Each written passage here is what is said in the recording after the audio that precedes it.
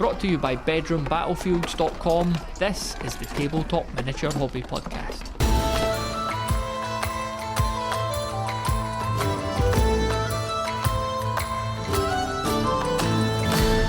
Hello and welcome to the Tabletop Miniature Hobby Podcast. It's Matthew with you here, and it's a question of the month episode. The question of the month in June 2025 was all around time capsules. What would you put in a hobby time capsule? If we had a big indestructible box and we were going to put all the stuff in it that we thought best summed up our hobby as it was, and then aliens could maybe find it in 10 million years, long after we've gone, and they would understand everything, or die trying, I suppose.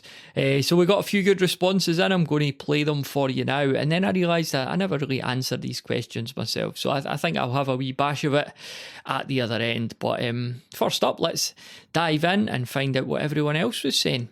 Hi, Dave here. I'm calling in about question of the month. What would you put in a hobby time capsule? And it has occurred to me that quite a lot, considerable amount of our hobby is basically a time capsule already. There's so much of the hobby that I'm looking at that you just think, all your favorite stuff's 20 years old, 30 years old. So, like a lot of us, I'm going to be looking back at the sort of early 90s, if not before. We'll be looking at the original Space Hulk box set, Necromunda box set, everything that Jez Goodwin ever sculpted, especially including the whole second edition Eldar collection. All your Colin Dixon dwarfs, all the Kev Adams goblins. I'll put my own forest dragon and a couple of tree men, all three sculpted by Trish Carden. I'll throw in a couple of red whippy sticks because your hobby collection is not complete without a little whippy stick or two.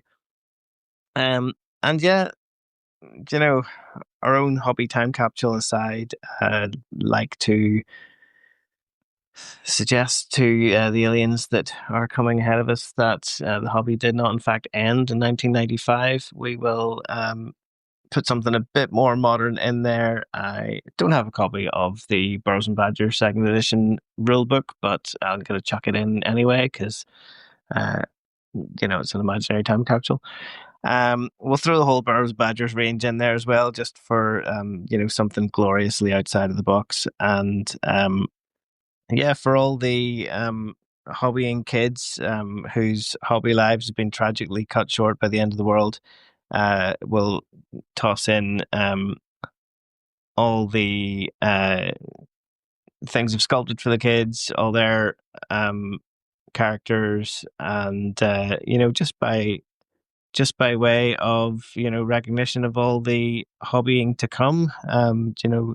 All this talk of the graying of the hobby, and are there enough young people in the hobby? Like, I'm seeing plenty of young people getting into this, and seems to be no shortage of future in this hobby. So we'll throw in all the unwritten rule books of games to come, and every unfinished project from our collections. Let's heft them all in there. All our piles of shame can just make one gigantic pile of opportunity for the young aliens of the future to pick up and run with and continue their glorious intergalactic hobbying for millennia to come. So cheers, and looking forward to hearing what everybody else has got to chuck in. Thanks for the podcast as ever. Hello, Matthew. It's Ed from Sussex on the Discord here. Just calling in with my idea for what to put in the Bedroom Battlefields time capsule. So I've had a number of ideas, and I've been thinking about this for quite a while. My first idea was we could put in models of the Space Marines from all the editions of 40k, so we could see how the Space Marine has evolved. I thought about doing the same thing with orcs, so you have a lovely selection and see how two of the core factions have evolved over time. I thought that was very lovely. I also thought we could throw in Gaslands, throw in the books, some toy cars, maybe a expansion sprue that they made for it, so that the people in the future, when they take it out, can do some hobbying of their own, making sure we've got plenty of dice and templates so people can play the extraordinarily fun game of Gaslands. One thing that I'm sure you have already suggested to be put in, but without a doubt has to go in, is a thumb drive containing the entirety of the Tabletop Hobbying podcast.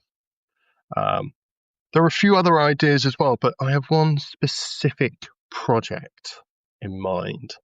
So this would probably have its own little subsection within the time capsule, and it's a subsection known as Ed's Happy Space.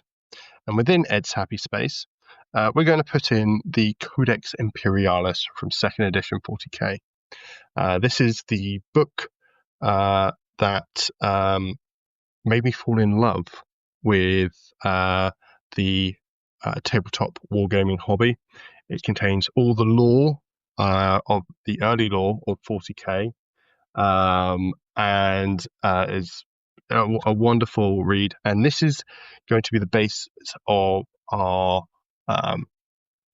world building for the people who open up this time capsule. They'll read this and they go, right, okay, this is the world that we're going to play our games in. And of course, we're going to need to put some models in there as well. So I thought we'd put in some models for each of the factions spoken about within the Codex Imperialis. So, or the ones where there were models available. So of course, we've got Space Marines, Imperial Guard. Those will be forming the core of the Imperium list, but we definitely got to throw in some Inquisition there because nobody expects the Imperial Inquisition. I reckon we can throw in some Psychers as well. So we've got some Adeptus Telepathica represented.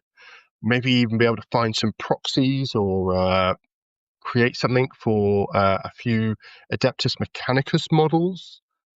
100% we need assassins, because you never know when you're going to have to go on an assassin mission. This is a fact of life. We all of us, I'm sure, have an assassin model close at hand at all times, just in case an assassination war game is required to be played. We're going to put in orcs. So for each of the factions, I was thinking probably 6 to 12 models, except for the orcs, because those greenskin bastards are the best, and we need many of them. So we're going to up that to 24 of the greenskins. So we've got a good array there. We'll put in some Elder against my better judgment, but I know there are plenty of people who do like space elves out there, even though they're not as cool as space dwarfs, which is the next faction, the squats. And we definitely need in there both the loyalist flavored space dwarfs and the chaos space dwarfs, because they are the superior of the two choices. But you know, if you can't have an evil space dwarf, you're better off having a good space dwarf than a space elf, in my personal opinion. And finally, we also, whilst we're on chaos tainted creatures, we need some demons. We need some chaos marines. We need to get a few of those in there. And finally, we need some Tyranids, both the Genestealer cult variety and of the full-blown Genestealer army. I've not mentioned what rulebook we're playing with this yet. Surprise, surprise, it's Space Weirdos. Oh, we haven't put any scenery in yet. Obviously, we're just going to put in all of Dr. Spork's scenery, get it all 3D printed. I'm sure he won't mind painting it all up for us. But I'm certain he'll agree to do it once he's heard this idea. And we're going to need all the dice, so lots of dice. Many polyhedral sets, preferably in different colors. Maybe some with things cast in them. Some skulls, obviously, cast in the dice. That would be good. We'll need some sticks. Probably a couple of sets of the Space Widows book, so that both people who are opening the capsule, or multiple people opening a capsule, can play the game.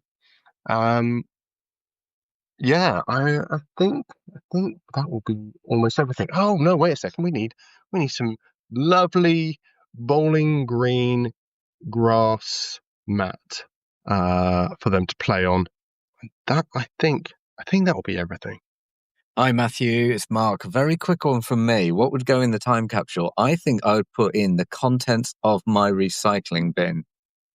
Whatever's in there, because I think that's where the true creativity of terrain building comes from your recycling. And I worry that in the future, people will think that you have to buy everything from a manufacturer or out of a box or 3D print it. Whereas we all know that the true way to make castles and hills is from Pringles tubes and old bits of junk. Okay, looking forward to hearing everyone else's. I'll see you soon.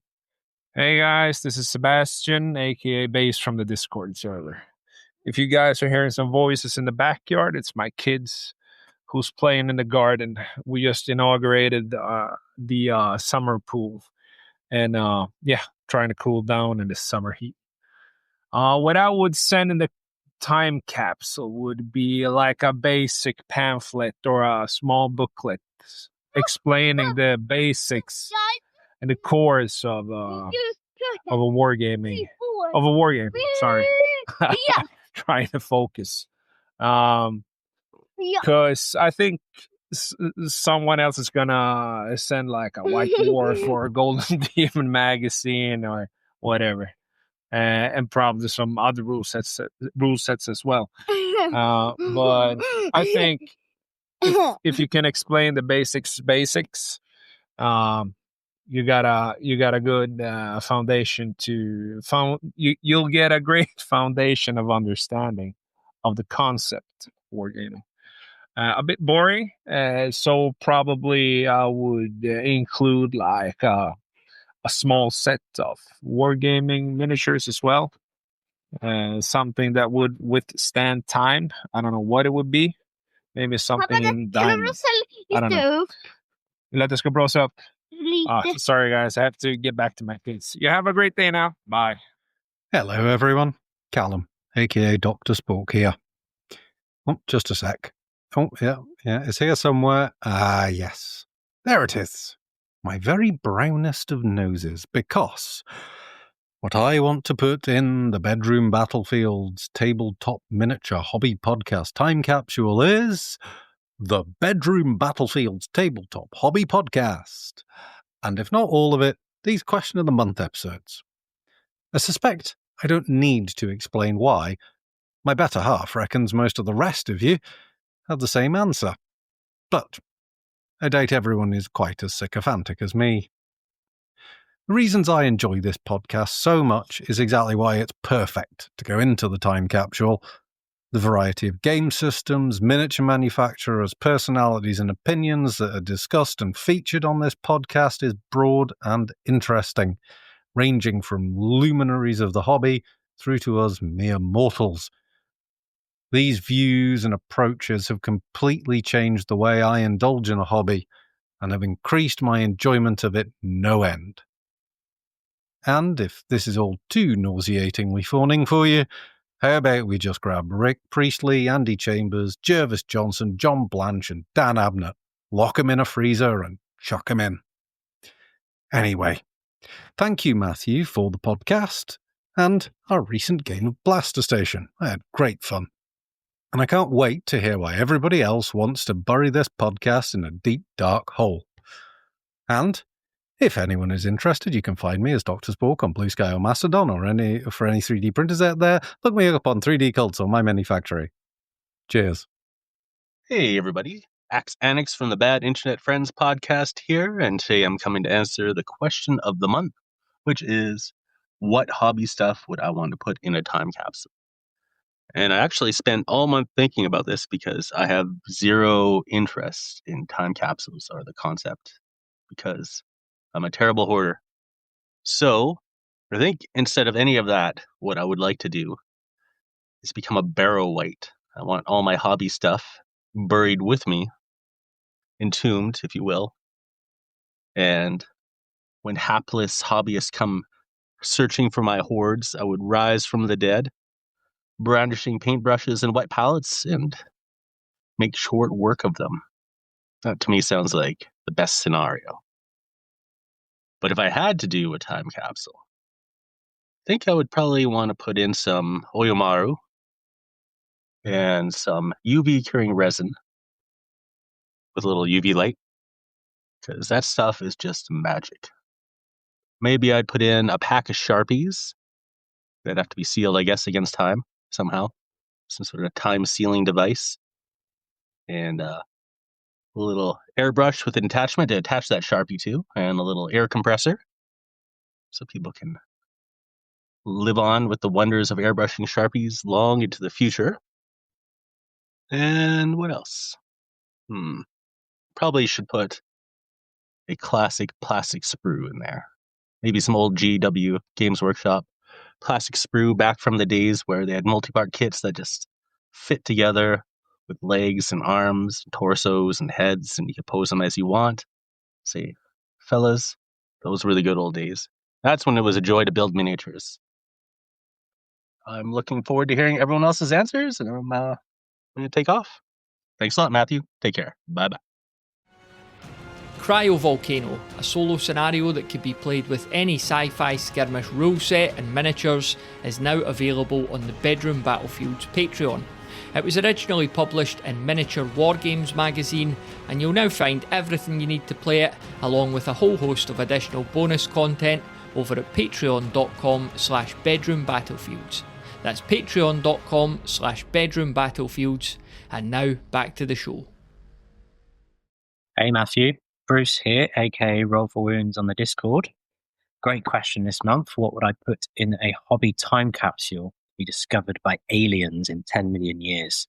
Well, first of all, I would of course omit any sci-fi references because I don't want to give the aliens the wrong impression, least of all that we enjoyed playing at blowing them up. So let's stick to the fantasy era, guys. We don't want to have vengeful aliens on our tails. My pick is from 1996. It's the Warhammer Fantasy Battle Book. And to remind you, the 5th edition came out and it was split between a rule book, which was pretty much how to play the game, and a battle book, which was much more hobby oriented. It told you how to create woods. It told you how to make a gaming table, how to flock your pieces, how to paint your models. It also had a bestiary, so big showcase of all of the monsters that you could field, an overview of all the factions, a bit more about campaigns. So it's just all the sort of peripheral side parts of the hobby that lay outside the main core rules. And I just love this book so much, chiefly because you see, unlike some of the modern day rule books, you actually get a glimpse of what it's like to do the hobby. There's pictures of the Perry twins in their garage. There's pictures of unpainted miniatures. There's pictures of how to, there's one bit on terrain which shows a Kellogg's Sultana brand box on its side. And you cut the thing apart in order to make some hills and woods.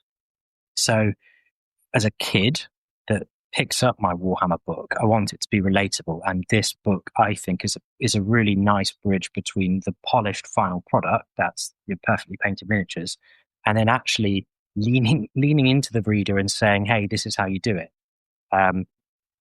Stylistically as well, I just think this is so beautifully formatted. Everything from the heading, those bright reds of the headings, to the green diagrams, the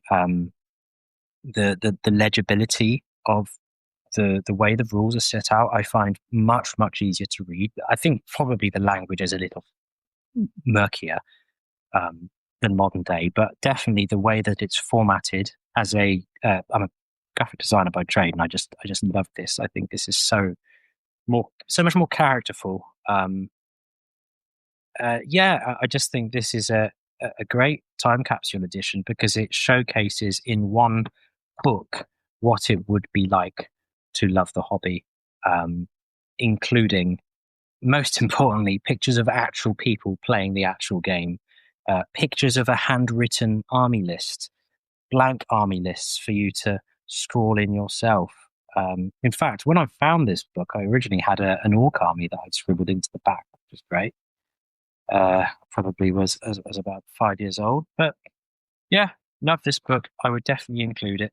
The final page on the back cover is a picture of the Perry twins in their garage with an enormous diorama of cliffs and rivers and trees, Gotrek and Felix, a veritable montage of vintage 1990s Games Workshop. So that'd be my pick. Battle Book, Warhammer Fantasy. Look forward to hearing what everyone else has to say. Thanks as always for the podcast, and we'll speak soon. All right then, a massive thanks to everyone who submitted a response in June. I'll get to July's question in just a moment, but I figured I'd have a bash at answering this myself. So what I'm going to put in the hobby time capsule, first up I'm going to put in a pack of Citadel combat cards. They were my very, very first interaction with the hobby. I got a packet of, it was the Goblinoids, so it was like the Orc and Goblins and Snotlings and that. So the Goblinoid combat cards, I'm going to put that deck in. I think it was a holiday in Cornwall in like 1991 that I got those. So they're going in. I went on to get subsequent decks of combat cards, and I realised that if you shuffled them all together, you know, if you had like the Monsters one, the Chaos one, all the Goblinoids, they were terrible. Like you couldn't really win with them. There was like 2 of them who were semi-decent and the rest were terrible, but really great. Like even now, like if I look back at the pictures on those cards, it brings back so many memories for me, you know, from what was literally the origin of my hobby. So yeah, let's stick that deck of cards in, and then I'm going to stick in my very first edition of White Dwarf as well, 167 from memory. I might have got that wrong, shame on me if I did, but yeah, it was the White Dwarf where 40k second edition had just come out, so I'm going to put that in the time capsule as well. And then I'll stick my first ever game in, which was Battle Masters. Going to put Battle Masters in, a game that will need no introduction on this podcast, and it was just, yeah, to have, you know, to go from having a deck of cards with photos of miniatures to then, you know, expanding my horizons with looking in White Dwarf to then actually having a boxed game. I can't honestly remember if I had Battle Masters then my copy of White Dwarf or vice versa. I suspect Battle Masters was maybe first, but you know, that's kind of the mists of time, I suppose. But yeah, that's the 3 kind of things I'm going to stick in initially anyway. So that deck of combat cards, first White Dwarf, and Battle Masters. And I'm going to make an attempt here to convince the aliens in 10 million years to resurrect the hobby as well. So what I'm going to do is I'm going to take all the episodes of the Rule of Carnage podcast, which gets into, you know, the ethos and techniques for designing games. So I'm going to take all those podcast episodes and put them on, I don't know, what would it be? A cassette? A pen drive? A CD, a mini disc, I don't know. I'll get the audio and I'll put it in there somehow. So Rule of Carnage podcast, that'll teach them how to make their own games. You know, they'll obviously have reference points from the games that we're going to put in there, the rule books, etc. But we want them to create their own stuff too. So I'm going to put that in there.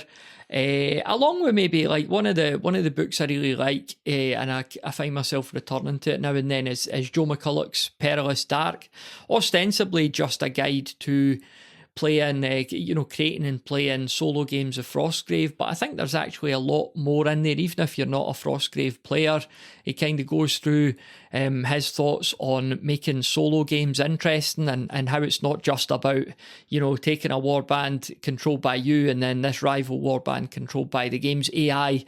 You have to be a bit more thoughtful about it. You're kind of playing sometimes the table itself, the sand timer, the egg timer, all that sort of thing. So I really like Perilous Dark. You know, it's a great book to go back to and read now and then, especially as I am often developing my own little solo or co-op games. So I always like to, like I say, go back and have a wee read of Perilous Dark by Joe McCulloch from time to time. So that could go in there. They're going to need to make their own miniatures, and seeing as I got a very nice shout out from Dr. Spork on this episode, I'm actually going to put him in the time capsule. I'm going to cryogenically freeze him and put him in the time capsule. I don't know if I need permission from others, namely his family. And to be honest, I don't care. I'm just going to do it anyway. I'm going to stick him in there, and when he comes out the other end, I'll put his 3D print and stuff. I don't know anything about it. I'll put all that in there as well, and he could set them up with miniatures and terrain and all that jazz. And good luck to you 10 million years in the future as well. I hope you've remembered your tea bags. Finally, I've stuck quite a lot in there. I am going to throw them a couple of curveballs, a VHS tape with a very short clip on it of Barry Gibb storming off the Clive Anderson show in 1997. I just want them to try and figure out what that's all about and what it has to do with the hobby. Nothing, of course. And another magazine in there. I know we've got White Dwarf, but I'm going to stick a copy of the Weatherspoons magazine as well. The magazine that you find stuck to the table of your typical Weatherspoons, and there's just a lot of insane propaganda and stuff like that in these magazines, and letters from disgruntled punters who drink alone, and they've never quite come up with a system where they could go to the toilet and not come back, and someone's either mind-swept them or the waiter, as if they have waiters in Weatherspoons. The server, the tumbler collector, has taken their glass away. So a copy of Weatherspoons. Is it Weatherspoons monthly? I don't know. I don't really care, to be honest with you. But the Weatherspoons magazine's going in there just cause. And a VHS tape with a short clip of Bee Gees singer Barry Gibb storming off the Clive Anderson show in 1997.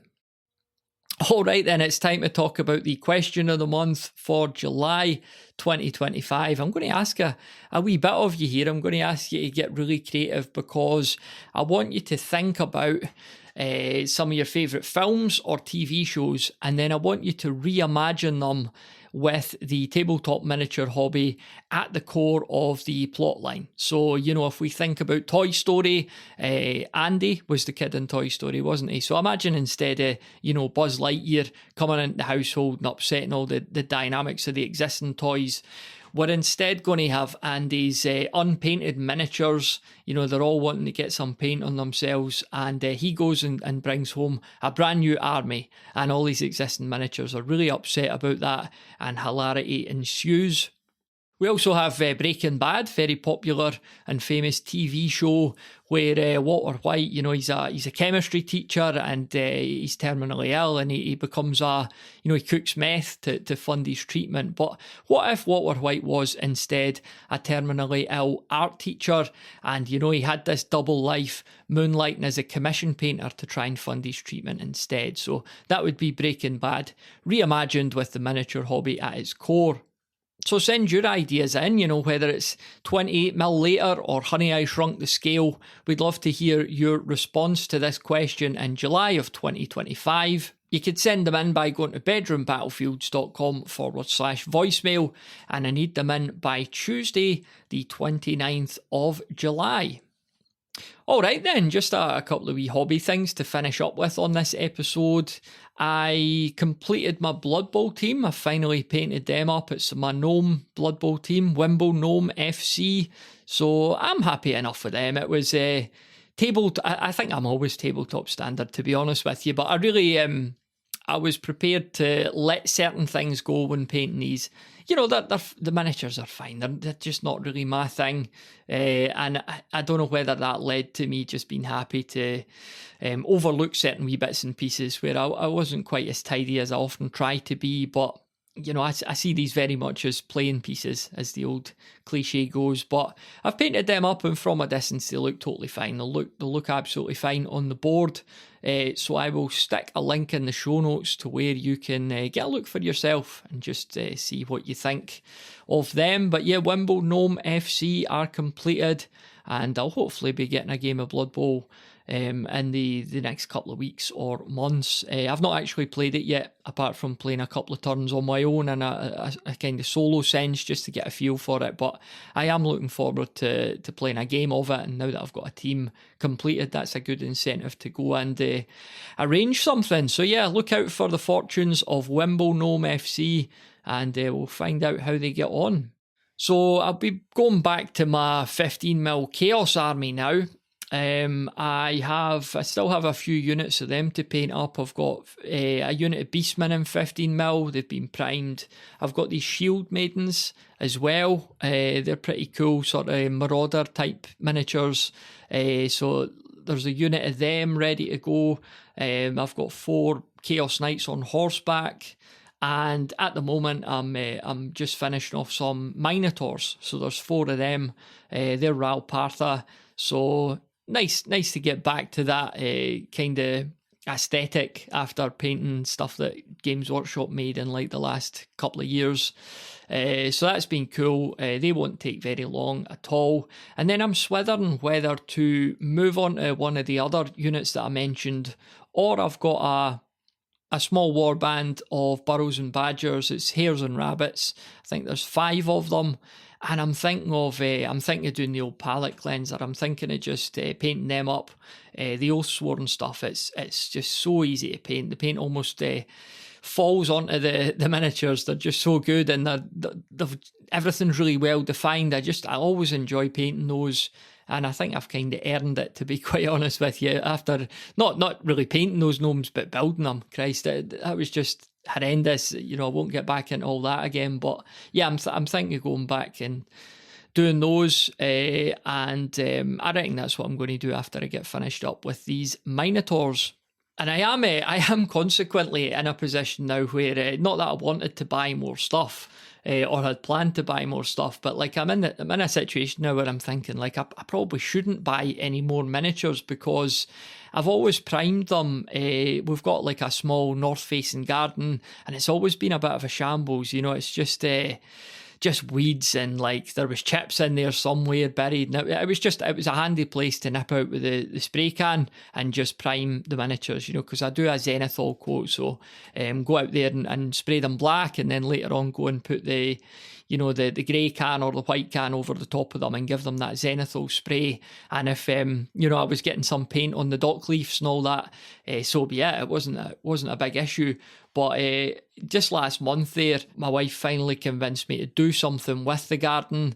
So I've put down AstroTurf and brand new chips and totally redid the whole garden. And I hadn't given it a thought until very recently, where I had this one miniature that I wanted to prime, and I've ended up just painting it black by hand. But I wanted to go out and do the Zenithal on it, and I thought, I actually can't do that anymore. Like, I can't go in this new AstroTurf and start priming miniatures, so I don't really know what to do about that. I guess with this guy, I'll maybe just give him a wee dry brush, I suppose, before painting him. That would be a similar effect, I guess, to the Zenithal, but I'll see. It's not a big deal, but having a big old 4 foot by 4 foot square of AstroTurf in the garden now, it is tempting just to have a massive game of Warhammer on that. So I guess I'll give friend of the show Jason a call and get him to bring all his miniatures up, and we'll set some up there. Garden Hammer. We'd need the weather guaranteed, and in Scotland you simply cannot do that. So yeah, we'll maybe stick to Bring Out Your Lead, and we'll be under a tent roof. Is it a roof on a tent? Probably. Anyway, if we've reached the question of whether it's a roof on a tent, we've probably reached the end of the episode. And yeah, I'm really looking forward to hearing what creative ideas you could get in for the July question of the month. Remember to rework your favourite films or TV shows with the miniature hobby at the core of their plot. Thanks again to everyone who submitted in June. I really enjoyed listening back to all your clips. And yeah, we'll chat again on the next episode.